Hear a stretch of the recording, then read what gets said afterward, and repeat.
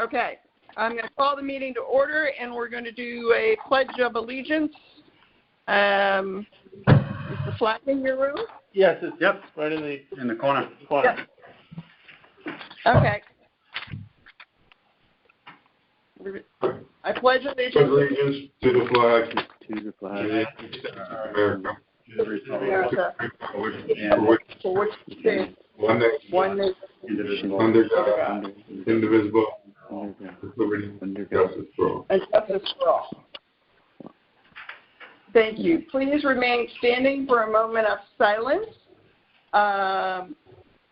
In addition to all firefighters, we want to remember Lieutenant Robert G. McQuarrie, who's a retired Fairfield Fire Department, Elaine Cosgrove, who was a life member and treasurer of the Stratford Volunteer Fire Department, the firefighters and first responders battling the perilous fires in the West, and please keep Chairman Ackley in your thoughts during his recovery.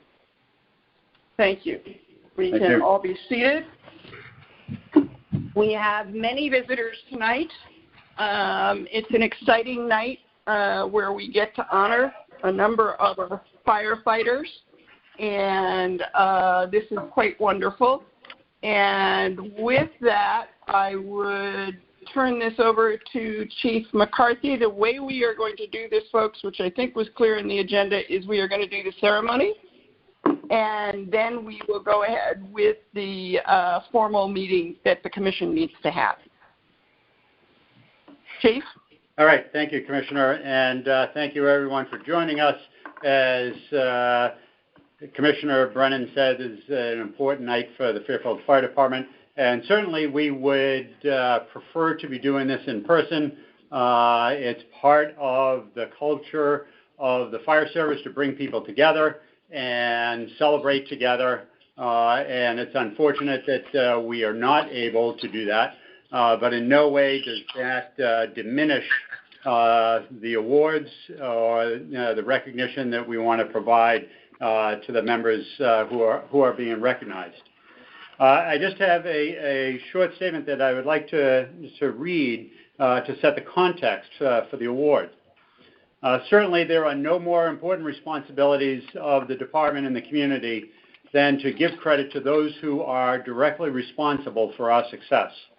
The Deputy Chief and I are responsible to provide the tools and the guidance, but more importantly, to provide the opportunities for our members to excel. There are several guiding principles at work that deserve reinforcing, especially for tonight's recognition. First, great challenges reveal great talent and character. When called on to meet the challenges we face, our members certainly rise to the occasion and often exceed all expectations. The Fire Department awards are for those emergency responses, events, and activities that our profession is most proud of. Every member of this department has the opportunity to distinguish themselves. Every day there is a need and purpose for each member's unique skills and talents, regardless of rank or assignment. And it is when our members apply themselves even to the most mundane tasks or the most extraordinary challenges that our organization excels. Members of this department recognized tonight have modeled the behavior for their peers to emulate. At many ceremonies, we remark about how grateful we are for the high bar set by our predecessors. We acknowledge the contributions of this current generation of firefighters and officers as they will be remembered by the next generation. It is obvious that they have set a very high bar as well. The fire department members are part of a team. A key element of that team are our telecommunicators. They serve as a bridge between us and the community. They provide key information to both the responders and those at the emergency scene. We cannot meet today's unique response challenges without the integral partnership with the Emergency Communication Center and the talented telecommunicators there. Our safety, the firefighter safety, and the success of each emergency call begins with them. And lastly, our community challenges extend beyond emergency response and includes our role in emergency management. supporting those broader efforts are the broad array of departments and agencies we are fortunate to have a collaborative and collegial relationship. And the CERT team is one of those that has risen as a key element of our community response and our community resiliency. And with that, I will turn it back to you, Madam Chairman.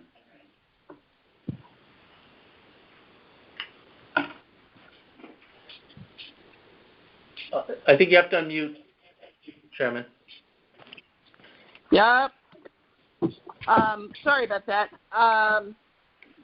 Next up would be Lieutenant Smith to read the incident narrative. You there, Lieutenant? Yep. I am, right here. Great. On the morning of May 24th, 2020, the Emergency Communications Center received a call for an unresponsive male patient. The ECC team of Lynn Erasmus, Elizabeth Rodriguez, and Robert Ringen immediately dispatched units to the scene and provided clear and concise step-by-step CPR instructions to distraught family members so that life-saving care could be given prior to the arrival of first responders. Engine 5, under the command of Lieutenant William Tuttle, arrived on scene and took over patient care, providing continuous CPR as the automated external defibrillator was prepared and applied. Personnel skillfully managed the patient's airway and administered multiple shocks to convert the patient's heart to a sinus rhythm. The patient had returned to pulse spontaneous respiration while on scene but remained unconscious. American Medical Response arrived on scene and continued seamless advanced medical pre-hospital care to the patient. Engine 5 assisted with patient packaging and airway management during the transport to the hospital. Lieutenant Tuttle cited in his incident report that this is a textbook example of how the 911 system should work after a sudden cardiac arrest. For their actions at this incident, the following personnel are presented with the David W. Russell, Jr. Exceptional Medical Service Award: Lieutenant William Tuttle, Firefighter Edwin Riggs, and Firefighter Robert Petrie. For their actions in this incident, the following emergency communications personnel are presented with the Chief's Letter of Recognition: Telecommunicator Lynn Erasmus, Telecommunicator Elizabeth Rodriguez, and Telecommunicator Robert Ringen.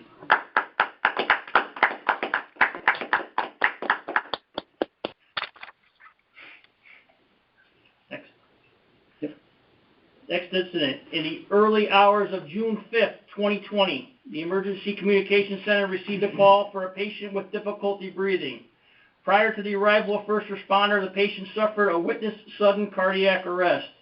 Engine 5, under the command of Lieutenant William Tuttle, arrived on scene and found the patient in cardiac arrest. Personnel immediately began CPR and prepared the automated external defibrillator and cardiac compression device to deliver advanced pre-hospital life-saving care. American Medical Response arrived on scene and continued advanced medical care. Patient had a return of pulses and blood pressure and spontaneous respirations while on scene. Engine 5 assisted with patient packaging and airway management during the transport to the hospital. For their actions at this incident, the following personnel are presented with the David W. Russell, Jr. Exceptional Medical Service Award: Lieutenant William Tuttle, Firefighter Francis Ferentz, Firefighter Lawrence Nova.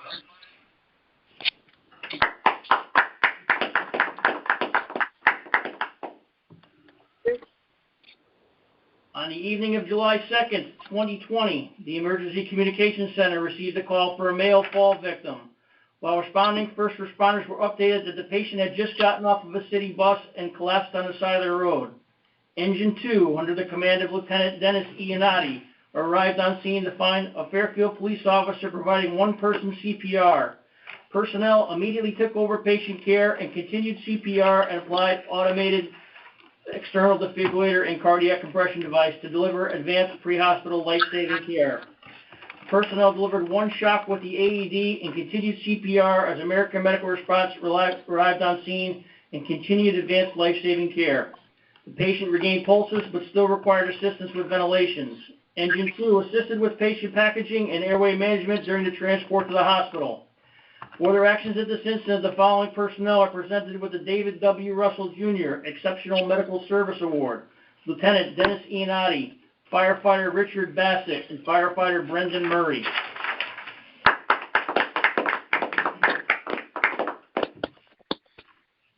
On the afternoon of July 2nd, 2020, the Emergency Communications Center received a call for a male patient that had collapsed while riding his bike. The patient was reported to have no pulse and was not breathing. The ECC team of Kyle Champney, Maria Lobo, and Robert Ringian immediately dispatched units to the scene and provided clear and concise step-by-step CPR instructions to the patient's wife so that life-saving care could be given prior to the arrival of first responders. Under the command of Lieutenant Leroy Corbo, Engine 3 arrived on scene and continued CPR and advanced life-saving equipment was prepared and applied. Personnel delivered 2 shocks to the patient and continued CPR prior to the arrival of American Medical Response.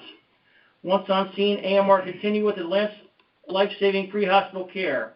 Personnel quickly extricated the patient from the basement through a nearby garage door and transported to the hospital with fire department personnel on board assisting with ventilations. During transport to the hospital, the patient regained pulses and slight respirations. For their actions at this incident, the following personnel are presented with the David W. Russell Jr. Exceptional Medical Service Award: Lieutenant Leroy Corbo, Firefighter Andrew Darrow, and Firefighter Eric Hubble. For their actions in this incident, the following emergency communications personnel are presented with the Chief's Letter of Recognition: Telecommunicator Kyle Champney, Telecommunicator Maria Lobo, and Telecommunicator Robert Ringian.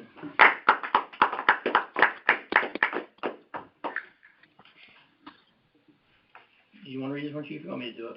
Why don't you go to the next one? You finish out, and I'll do that. Okay. In the evening hours of July 4th, 2020, the Emergency Communications Center received a call for an unresponsive male patient. Under the command of Lieutenant Leroy Corbo, Engine 3 arrived on scene and found an unresponsive male in respiratory arrest lying in the bathroom of the residence. Bystanders reported the patient had been drinking and possibly using heroin. Engine 3 immediately began patient care. Calling upon their years of experience and noticing the patient's pinpoint pupils, Engine 3 administered 4 milligrams of Narcan intranasally and assisted with the patient's breathing utilizing a bag valve mask and high-flow oxygen. Patient began to breathe on his own and regained consciousness shortly thereafter. American Medical Response arrived on scene and the patient was transported to the hospital for additional treatment.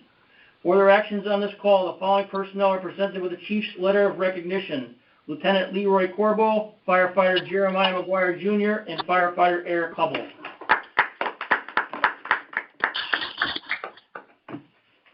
Thank you for your service. Thank you, sir. You want me to do the short one? So I will pick up from here. There are a couple of opportunities that, as Chief of Department, I have to recognize service in the community and to the department. And the first that I'd like to read is the Chief's Letter of Recognition, and that is to our CERT team President Cindy O'Neill Vitale, and for her extraordinary efforts coordinating Fairfield CERT's food distribution at the Senior Center and Operation Hope through the COVID-19 pandemic. The Chief's Letter of Recognition is presented to Cindy O'Neill Vitale on behalf of the department. Cindy, please accept our heartfelt appreciation for the hard work that you and all the members of the CERT team have put in, thousands of hours to help out in any way that asked. But certainly you brightened the day of a lot of folks that were coming to the Senior Center for food, and also encourage those who were delivering food to Operation Hope. So you were able to see both sides of that equation, the generosity of this community, but also some of the urgent needs. And I think that the CERT team members certainly distinguished themselves in that. So thank you very much for what you have done and what all the CERT team continues to do in service for our community. Thank you. And lastly, this will be the first time in my career here in Fairfield that I have had the opportunity to present a Chief's Medal. And the Chief's Medal is intended to recognize a member that has improved the department's preparation and response and helped us, manage the department. When the town of Fairfield began its COVID response on February 28th, the emergency management team was activated, and as is our practice, we followed the National Incident Management System, and that system calls for an incident commander, as well as section chiefs for operations, planning, logistics, and finance, as well as supporting roles. And multiple members of the department have led the response efforts, and I'm thankful for each one of them for their contributions. Clearly, the pandemic required us to develop strategies and certainly required proactive thinking. And that was the role of the planning section. What were the issues that existed over the horizon that weren't clear to us, but required some thought and investigation?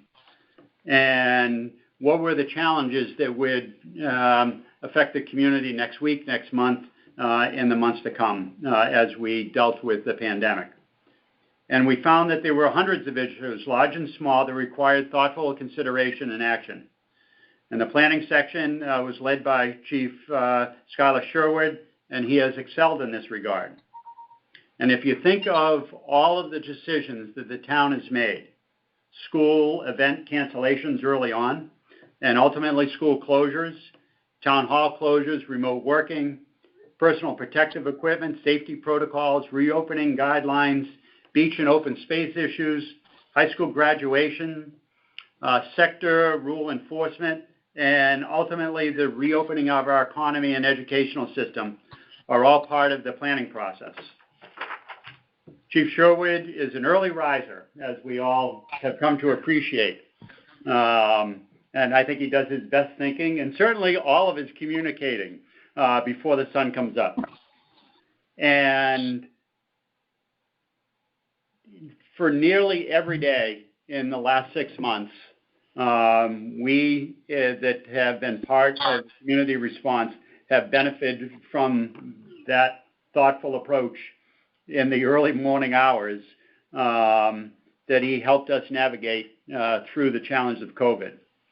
And day and night, he applied himself to the COVID planning task. He has been consistently available and provides regular updates. He's monitored issues at every level, not only in Fairfield, but in other communities, to best understand the challenges coming our way and some of the best practices to deal with them. Chief Sherwood has become a trusted advisor for many departments. He has left no stone unturned as we have built the plane while simultaneously flying it. While much work is left to be done, and this COVID emergency will continue to challenge us, it is my privilege to recognize Chief Sherwood with the Chief's Medal for exemplary service. He has made our efforts in the COVID response successful and the community much safer as a result. And for that, we're deeply indebted. Thank you very much.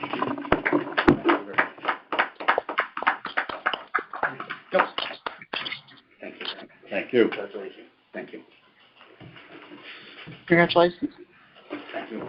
All right, is that it? That's it, sir. That's it. That completes the award ceremony. I would like to thank all of the firefighters and officers and family members who have joined us, as well as CERT and our telecommunicators. Your participation tonight is very much appreciated. We're glad that we were able to recognize all of you. We certainly would have preferred to do that in person, as I said at the beginning, but we don't know when we're going to be able to do this in person, and it's important for us to recognize, and we've established the practice, that we don't want time to pass where these contributions go unrecognized. So we felt it was important to take this opportunity to make sure that we're doing it in a timely fashion. So thank you, everyone who has joined us, and in particular, those who have been recognized tonight. Thank you. Thank you. Thank you. Thank you.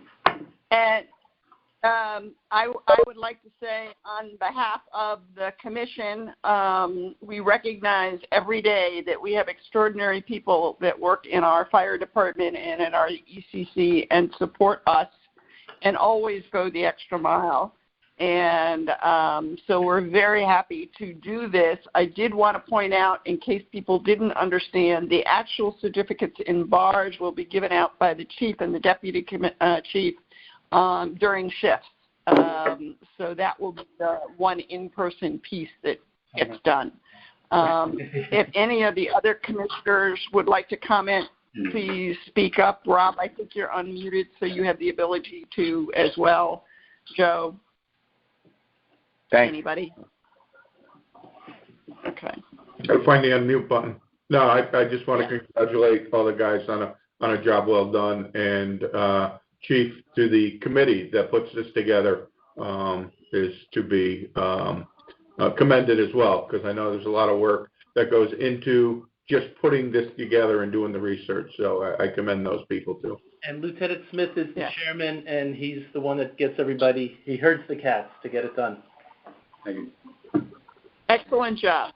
Excellent job.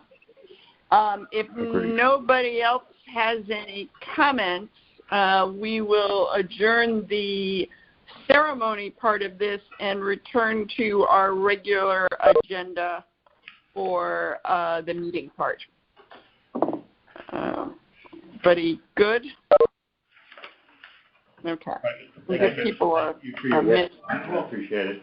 Thank you, Eric. You don't want to take it now? So what I want to do, because we want to include you when the rest of the folks are getting their awards. Otherwise it's like, and received this award at a separate event held, separately or whatever. So we want to do it when everybody else is there and you can be recognized in front of your own peers. Thank you. Okay. Thank you. Thank you. Good job. Yeah.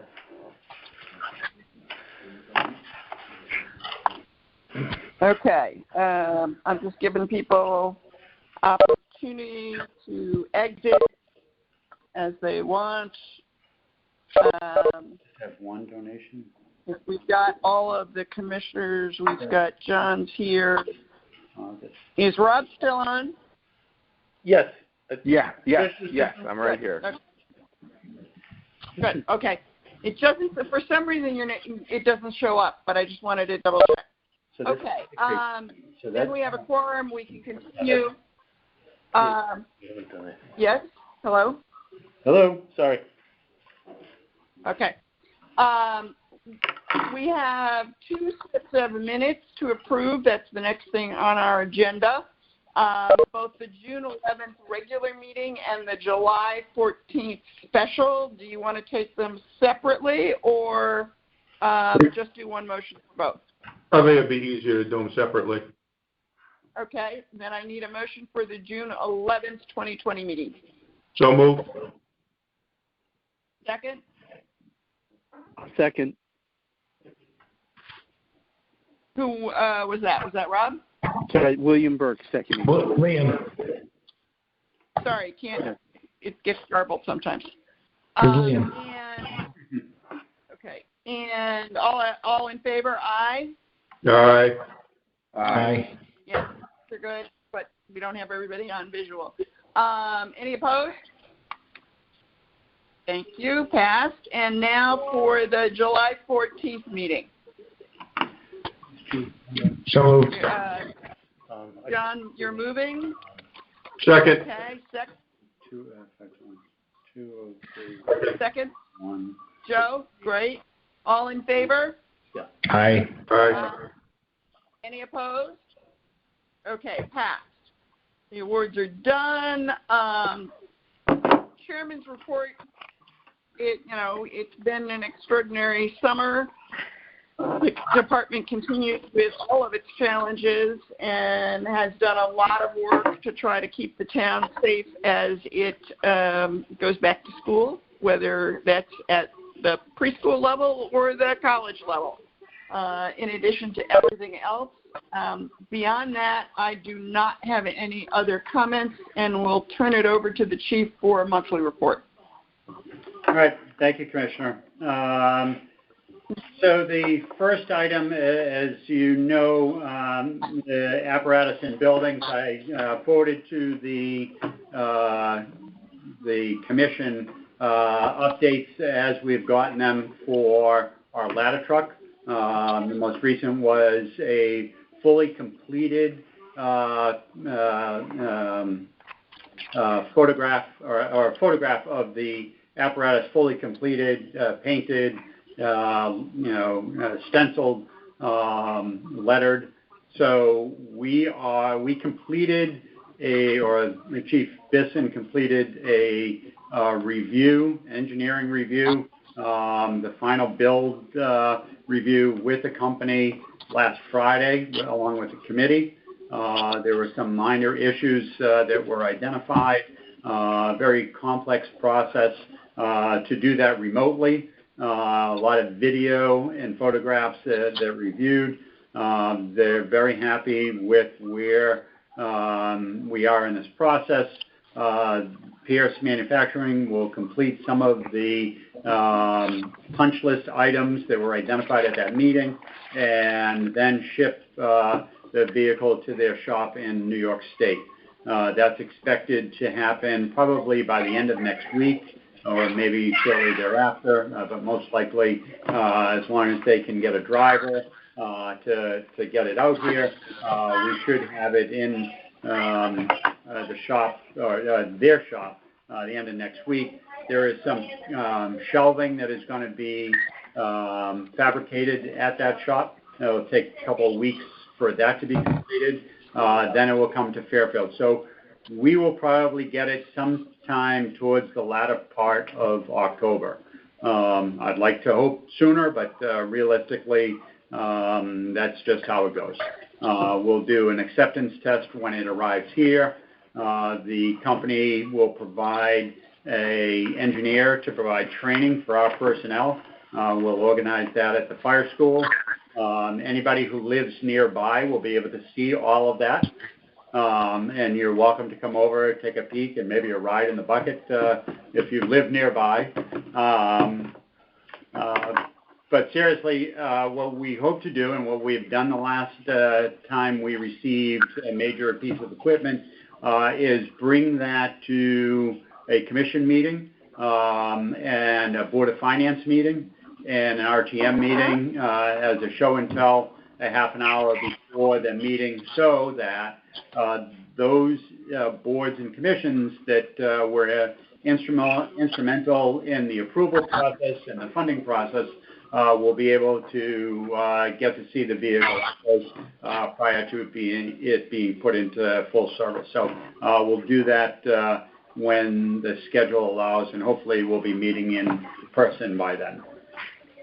As far as the buildings go, we have, and I know that I owe Rob Cinto a call to get together to work on the larger plan, but we are pushing ahead with our design for the bathroom upgrade here at Reef Road, at Jennings Road, and at the Congress Street Station. We've struggled with some of the issues for handicap accessibility and the amount of space that it takes in an existing building to make those accommodations while not losing significant square footage that's needed for additional bathroom fixtures. So we're working with the architect from Chris Williams Associates in New Haven and have been back and forth fairly regularly to address those issues. But it looks like we will have final design for those bathrooms.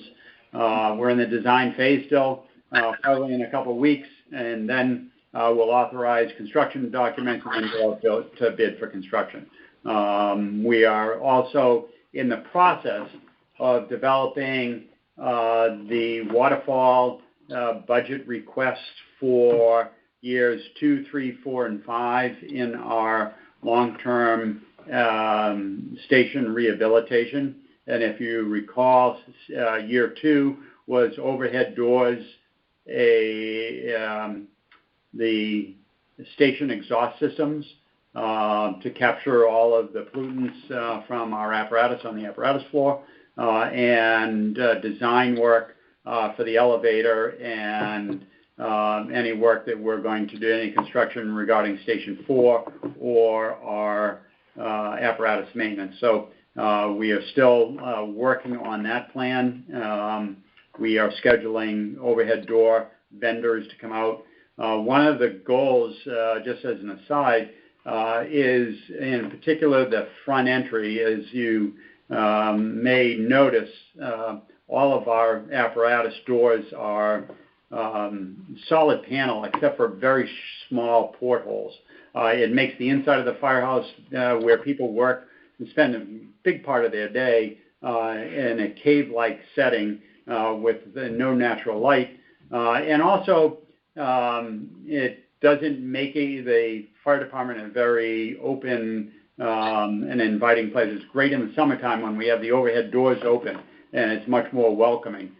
So we hope to be able to put insulated glass to a much larger extent than we're currently doing in the overhead doors, the front doors of the firehouses. So we'll keep you posted on that. COVID update. We are continue to encourage, just as the Fire Commission is meeting remotely, we're discouraging any and all in-person activities where it possibly can be avoided. Every opportunity to reduce the potential for transmission of the disease is our goal, so that we are able to maintain the two number one priorities: getting people back to work and the economy going again, and getting people back to school and the educational process. Those are the two, primary goals of the town of Fairfield, and it guides all our decisions when people ask for to hold events on town property that are purely social in nature and then has no economic or educational value. We're refusing that. We made some early decisions that we regretted, particularly around the Sherman Green, because as we have seen, the discipline is not there to use social distancing and masking. So we have discouraged that and continue to discourage on town property any of those larger events. We're closely scrutinizing those events that occur on private property, which, as long as they meet the state guidelines, they're entitled to use them to hold those events, but we are certainly discouraging them. Things like road races and other events that we do have control over, we've gotten cooperation from the hosts to postpone or cancel them. So we continue to work through those issues on a daily basis. We're working on the 2021 or the 21-22 fiscal year budget. We're just starting to develop that. And I would imagine that there will be significant direction from the first selectwoman's office on some of the limitations in the town budget, given the expenses and the loss of revenue as a result of COVID. So I'll keep you posted on that.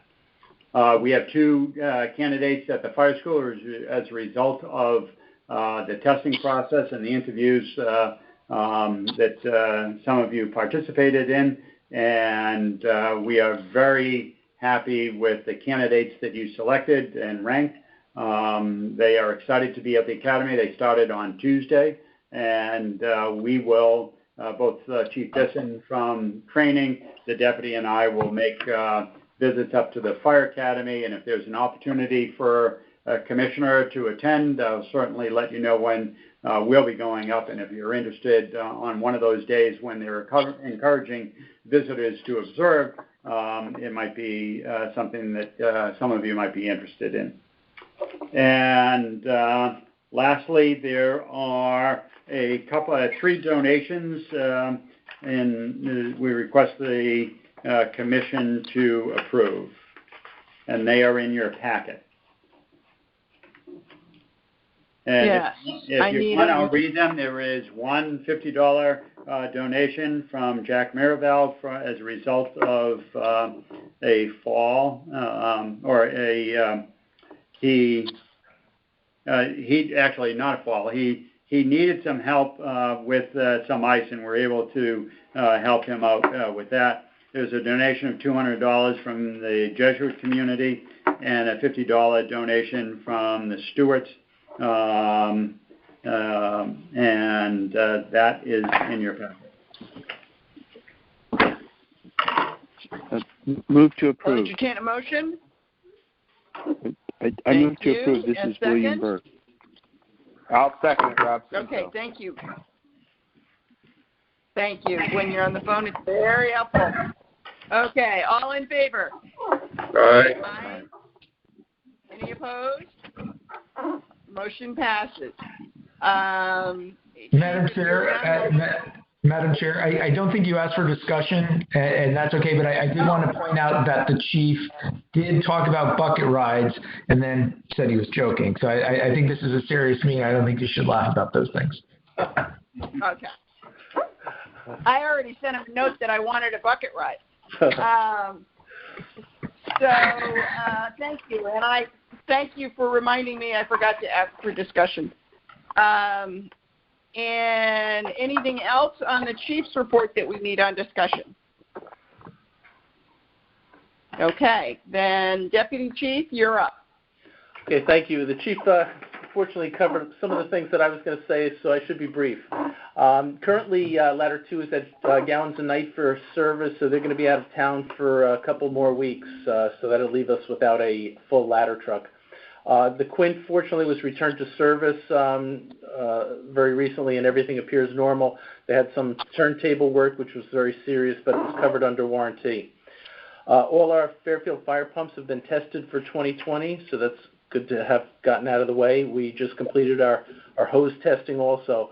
Unfortunately, we had a lot of hose fail, and so we had to make a quick emergency purchase of new 5-inch hose. We lost, I think it was 23 lengths of 5-inch hose, which is 100 feet each. So it is kind of devastating, but we're able to bounce back on that. Lieutenant Macquarie's funeral is scheduled for September 17th at 1 p.m. if anyone's able to make it at Woodlawn Cemetery. Not Woodlawn. Oaklawn. Oaklawn. Sorry, Woodlawn's in the Bronx. And we don't have any information on Elaine Cosgrove's arrangements yet. If we find out, we will pass that on. Chief mentioned the Probies. We're expecting great reports from them. We did have some damage from Tropical Storm Isaias and to our fire stations. Station 5's roof sustained a direct hit, and fortunately, we worked with the DPW and James Ryan. He got the original vendor who just, I think it was 2 years ago, put the roof on, came there, ripped off, and put a new roof on the particular section, so we feel comfortable with the job that was done to put it back to what it was. Station 4, the rear stairs were knocked down a bit, and it's the rear egress from the second floor, so that's kind of serious for the Southport crews, the volunteers who sometimes are upstairs. But we're working with engineering to get plans to get those stairs rebuilt. So on the grants front, we just recently received an AFG 2019 grant. The grant was suggested by Chief Sherwood, who we were speaking with before, and we won the grant for 2 cardiac compression devices and 8 AEDs. So what that'll do is that'll allow us to have cardiac compression devices, those machines that actually you can put on a patient, and they automatically give cardiac compressions. They're unbelievable. They really, help the patients like crazy.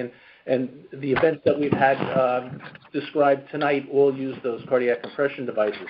But we didn't have enough to go around all our first-line pieces. So the acquisition, 2 more, which we're in the process once we get the money into the account, we'll put one on each of our frontline pieces.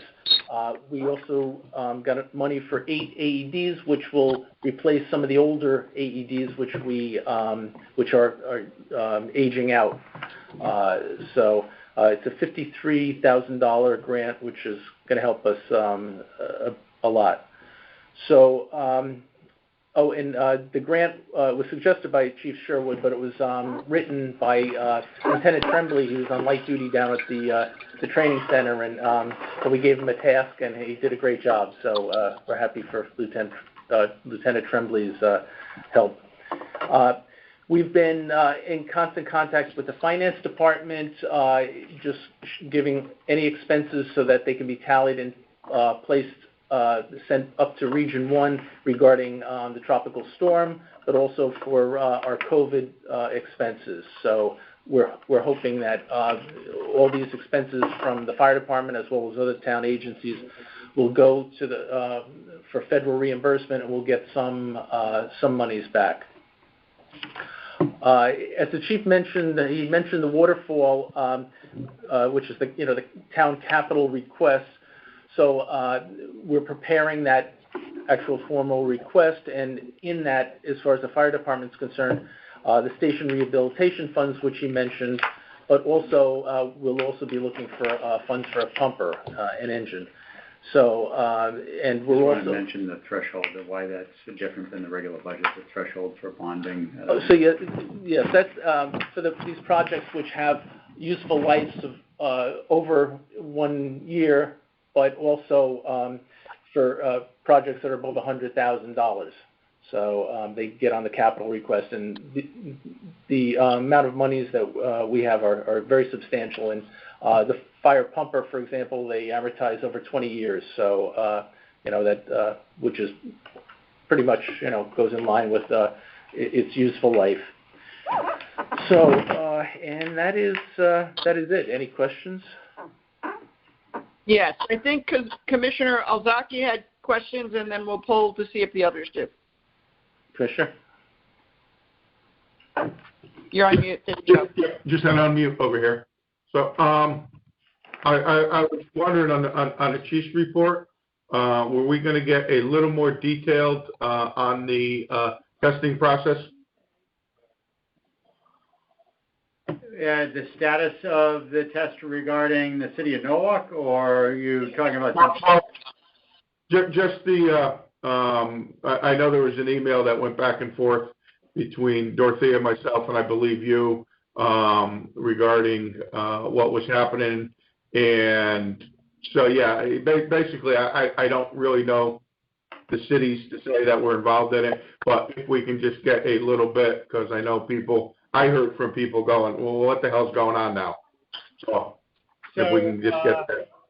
As you know, some 800 applicants participated in the process. 500 were interviewed. There was, and those interviews were conducted by panels of 3 remotely. It was the only way that we were able to complete the testing process so that we would have candidates available for the this September, this month's Fire Academy class.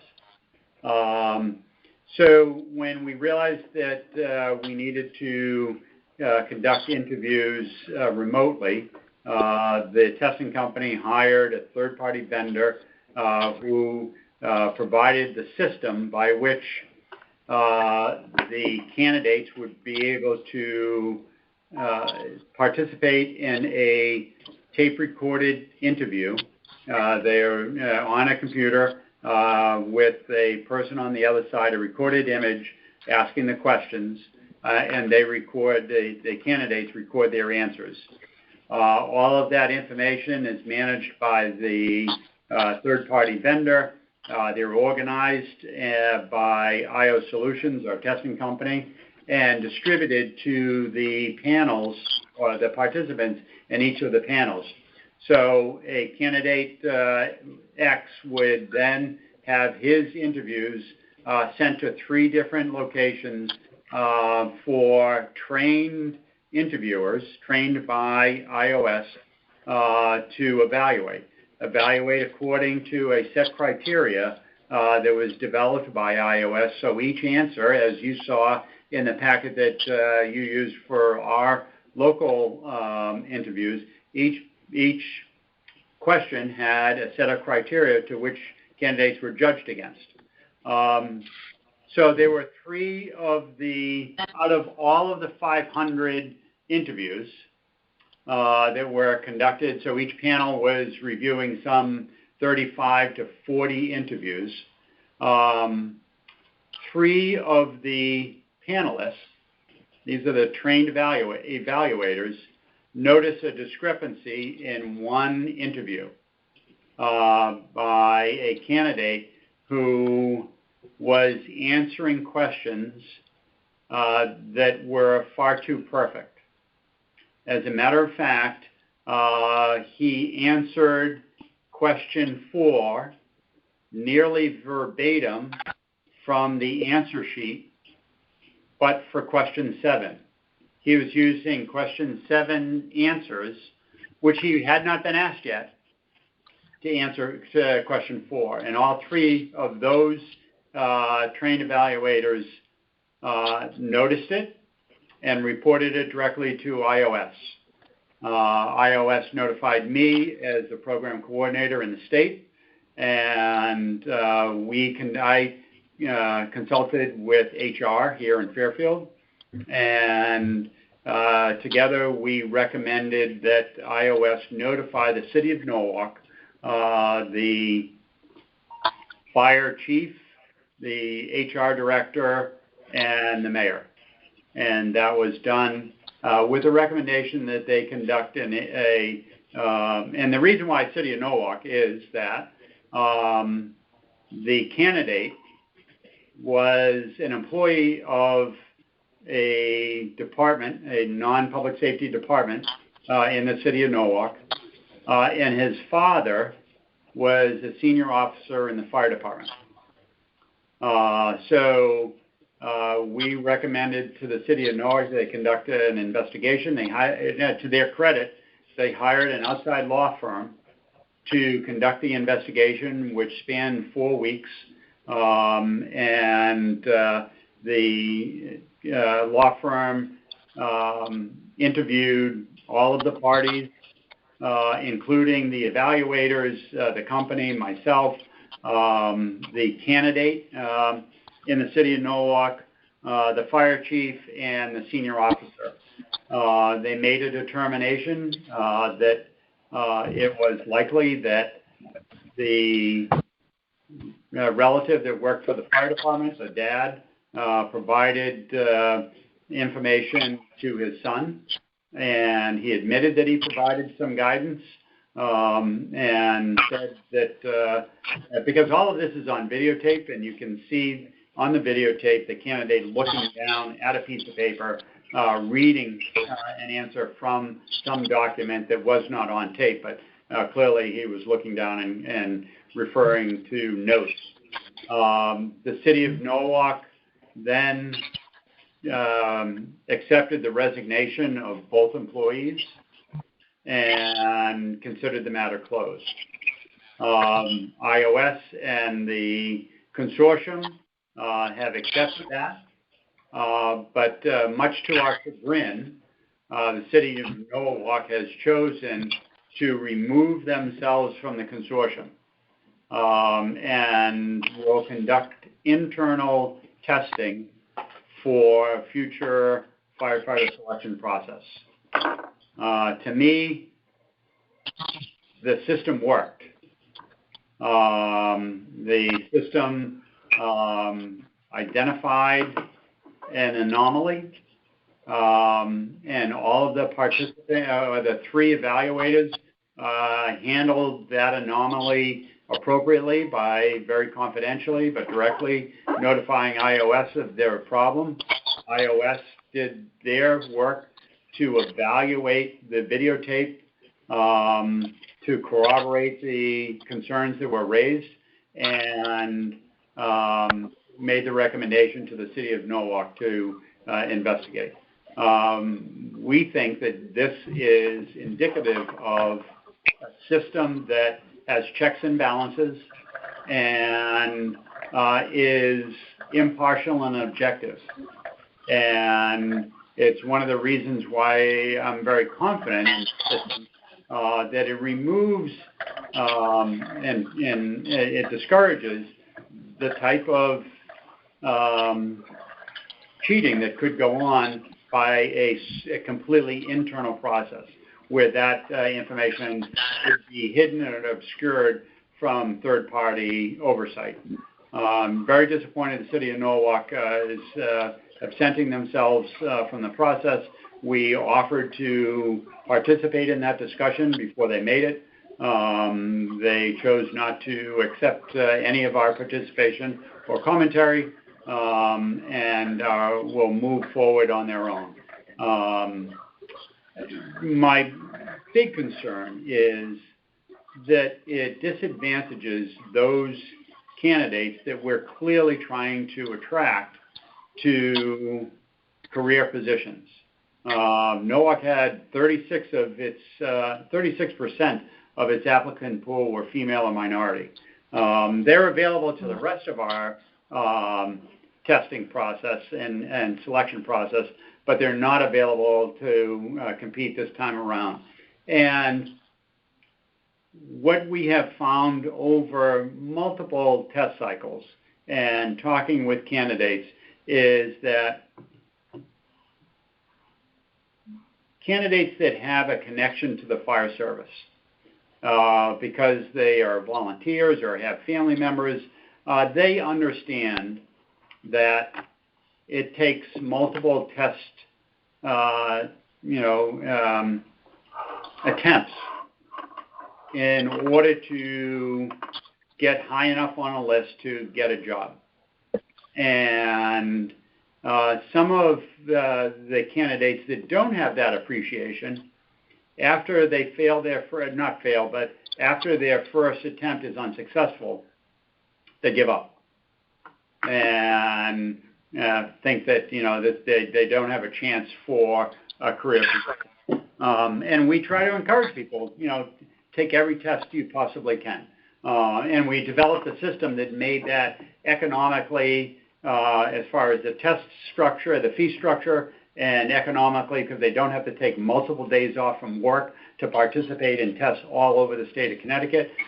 We thought that we had and believe that we have a very good system to provide that kind of opportunity. So we think that it further confirms for some people who are frustrated by that process. It will lead some to give up, and I think that that's very unfortunate. But we do not have a mechanism or an avenue to influence the City of Norwalk's decision, so we will continue to pursue the statewide consortium. Yes, there are some changes in the information that's available to senior members of all of the departments that are participating. We'll tighten that up so that there's not an opportunity for someone to take that and share it with someone that is a candidate. But I'm very confident that the program that we have is the best method for selecting candidates, and hopefully the two commissioners who participated in our process recognize that we're getting some very high quality candidates that are participating and seeking careers, and I think that speaks to the testing process and both the written and the oral interviews that were done prior to you getting our candidates. So the question I have is the questions that were asked during that video interview, they were made known to department heads. Correct. Chiefs and whatever. Chiefs and whoever the department identified as critical to the administration of the process. And that's how, Sad. that's how it came into the possession of a senior officer in the Norwalk Fire Department. That's sad, but, okay. And Yeah, I just, quite honestly, that's who we have to trust. We have to trust chief officers to do their job to maintain confidentiality. And when we can't trust chief officers, all is lost. And that's my feeling about it. Certainly, any one of our assistant chiefs, the deputy and myself, get information on, and the shift commanders are union members, but we share confidential information with them in order for them to do their job and to participate in the process.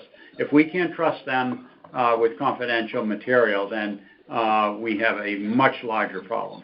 But like I said, we will work with iOS to make sure that the number of people who have access to that information is very small, and there's a very short period of time between that and the subsequent information.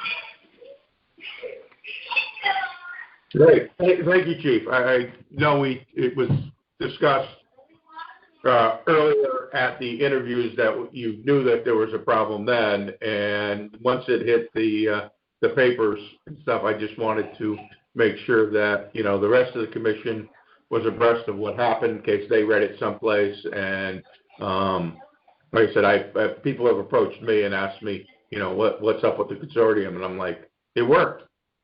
It did what it was supposed to do. But then that question was, well, how did they find out about the questions? So, but I understand the process now, that it goes out to department heads who are supposed to be the ones putting together a fair test, and that's where the issue was.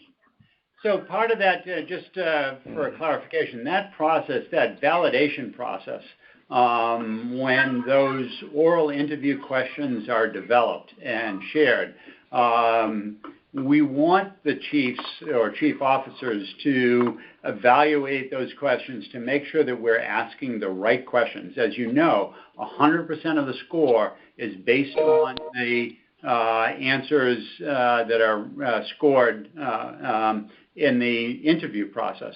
So we want to make sure that we're asking the right questions, and we want the chiefs who are involved to be confident and comfortable that we're asking the right questions. So, but we'll work on that process to make sure, as I said, that we're very close to the vest with that information in the next cycle. Thank you, Chief. Thank you. I also want to point out to the other commissioners, because I don't know how much you've gotten into this before, both during the interviews and subsequent to the interviews as more information became available. Joe and I both discussed with the chief whether it in any way compromised the candidates we were looking at, and we all concurred that we did not think it in any way compromised them, and so we were comfortable going forward. I'd now just like to check whether the other commissioners on this subject have any questions. Is Rob on the call? Rob Centolla. Yeah. Rob, Yeah, I no, think I'm on you're the still call. on the I have no issues. I'm on the call. I have no issues with any of the Okay. selections that were made. Thank you. These are my things. Yeah. John, you okay? You're on mute, John. Obviously the whole thing is concerning. I have to go with, you and Joe were our representatives, and I have to trust your guidance in this very delicate matter. Yeah, I understand that. And Commissioner Burke, are you still on? Yes, I have no issues with it. Thank you for the explanation. Okay. Anything else to follow up on in terms of the deputy chief's report on operations that was a while ago? I'd just like to say that, this is William Burke. John and I were there, and we saw the automatic CPR machine. I forget what the name, but it was pretty impressive because it can continue to do CPR while you're carrying someone down a set of stairs or whatever you have to carry them over or through. It was quite impressive. Awesome. It is. Thank you. I did not know that. Thanks. Anybody else? Is anybody from the Southport volunteer here? Online? No. I don't think so. Stratford? Yeah. Yeah, no, I'm not seeing anybody. Stratford? Well, we can try Stratfield, and I know, Chief, did Jason give you a report? Because he was going to email it a report. He did not unless, let me just check my email right now, in case he just sent it Okay. here. And I sent that to, I sent it to you as well, because Carmen copied me. I got it late. I sent it to you in your email. I don't know if you got it. But there was a report that was submitted by Stratfield this month. Oh, okay. To mine or the chief's? I don't know. He said he was going to submit it, and I don't know who he submitted it to, because I've been screaming at both sides to submit reports. Okay, yes, I just checked my email. I don't have anything from him. So I sent something to Dorothea earlier. Yeah, I now realize what you did, Joe. I'm in the process of opening it. Okay. I didn't realize the attachment was there. They recently acquired 4 new sets of turnout gear. Another set is to start soon to replace gear that is beyond its lifeful years. Firefighter 1 recently concluded at the regional school. We had 3, Stratfield had 3 finish the course, and so far 2 have passed all the testing, certifying them as firefighters, and those 2 have now enrolled in Firefighter 2 class, and which is also at the regional school. The 3rd expects to take his last testing component in the near future. The pandemic has significantly increased the number of cans and bottles donated to the department for the monthly redeemable drive. We were able to secure a donation for 3 90-gallon rolling containers for donations to be placed in the area so that it remains neat and clean. It's a byproduct of COVID that you didn't think about, or I didn't think about, and that's their report. I'd ask for questions, except unless Joe can answer them, I can't answer anything other than what I just read you. Everybody good? Okay. Local 1426 update. Can everyone hear me? Yes. Yes? Okay. Yes. We don't have anything. Thanks for the well wishes for the McQuarrie family. And our thoughts and prayers are with Commissioner Ackley. But we don't have anything to report. Everything's been good. Same here. Thank you very much. And Lieutenant Tuttle, congratulations on your awards. Thanks. You were talking about the cardiac compression device. I don't know if you could find a point in time that I can remember with 4 cardiac arrest saves in that short amount of time. A lot of factors go into that, but the cardiac compression device, beyond just allowing us to continue compressions without any pause to go downstairs or to move, does very effective CPR. Both of those, both the ones that I was involved with, we had pulses back before we left the house, which is, I have a lot of years doing paramedic work prior to my 19 years here, and I've never had 2 cardiac arrest saves that I can remember in the same year, never mind in the same month. So buying more of those and getting more of those is actually one of the things you can point to that's the difference between real life and death and what we do. Thank you. Thank you. Moving on, CERT. Anyone here to report from CERT? I don't. Okay, we do congratulate them on their award.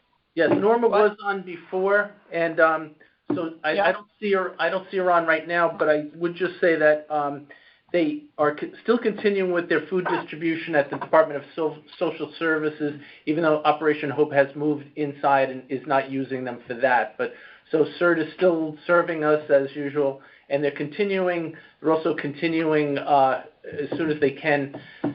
They had a class in initial CERT training, which had done its first week of training out of 5 weeks, couldn't continue because COVID set in. So now I think they're going to start a program with the blessing of the state that certifies them remotely. So that's what they're working on right now.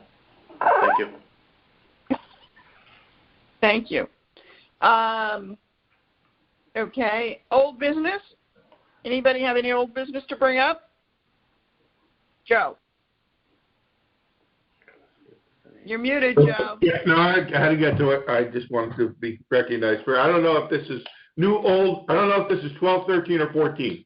But if we are going to continue to have these meetings online, which are right now the best way of doing things, because of the fact that a lot of times people drop out and we don't know it, when we call for votes, I think it would be a good idea to always to do a roll call vote to make sure that we had a quorum at the time of the vote. Because if people disappear and we're just doing a all in favor aye, we don't know if we still had a quorum. So my thought is, can we do a roll call vote from now on when, you know, we're at the meeting? Because this way we'll know. I've been watching a lot of the other meetings on Fair TV and stuff, and it's very difficult to follow who's voting, who's not voting on different things when they just do it that way, because you can't see and you can't really hear. So I think it would just be easier for us, and even though we're a small group here, it just, you know, we're crossing our T's and dotting our I's to make sure that we're good. That's just a suggestion I have. Like I said, I don't know if it's new, old, or whatever, but hopefully next month we won't have to do this. Yeah, I have been monitoring who's on the whole time. When somebody had technical difficulties and dropped, I was in touch with them and we got them reestablished. Other commissioners, your thoughts? That issue? This is Rob Cinto. I don't have an issue doing that, and I agree with Joe. Hopefully this is our last meeting doing this, but who knows, you know. And Dorothy has been doing a great job. I've been in and out of this today, and she's been getting me back in, so I can concur with that as well.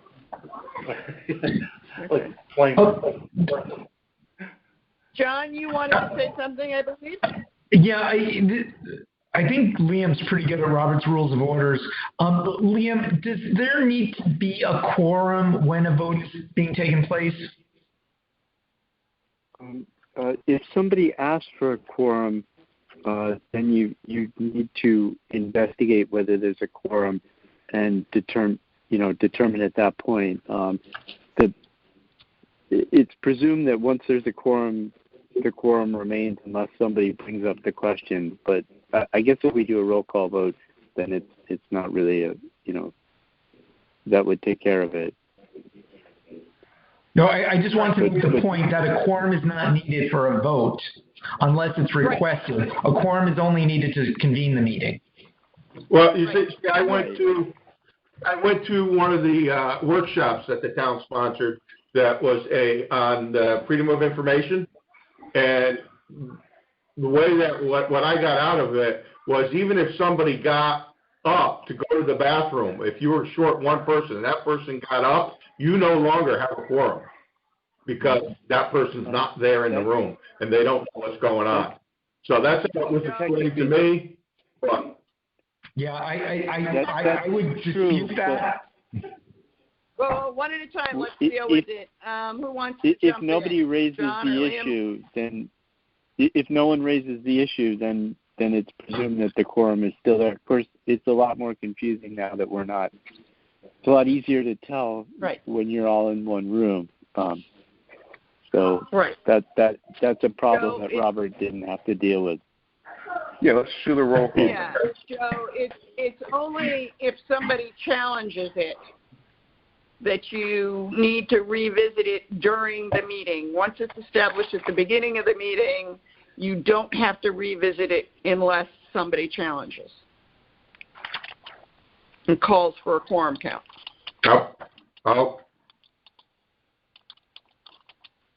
Okay. Uh, That's not how it was explained to me, because it did come up, and like I said, there's a board of people answering these questions at that workshop, and Yeah. that was for my other meetings that I've been involved with. I'm like, well, that's interesting. So Yeah, no, technically it's correct. We don't have a quorum, but it doesn't matter if nobody challenges as long as you had it at the start of the meeting. Has been my understanding from the trainings I've gone to. But nonetheless, for instance, for tonight, I was tracking quorum the whole time. okay. So we can continue, and if you always have the right to ask for a roll call for any vote anyway.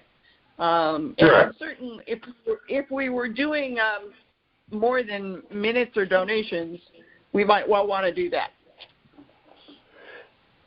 Just trying to make everybody's life easier. Sure. Is there any other old business, new business, or other topics to come up? Commissioner, under new business, tomorrow is our 9/11 ceremony here at 9 a.m. The commission is certainly invited to attend. It'll be outside at fire headquarters, 9 a.m. Sounds good. Thanks for the invitation. Anybody else? Yes. Yes. Anybody else? Anything else?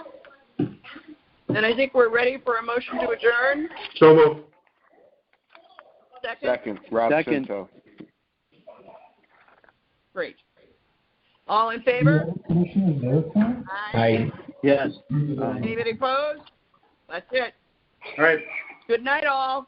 Thank you. Good night. Good luck tomorrow, Commissioner. Thank you. Thank you. Thank you. Have a good night, everyone. You You too. too.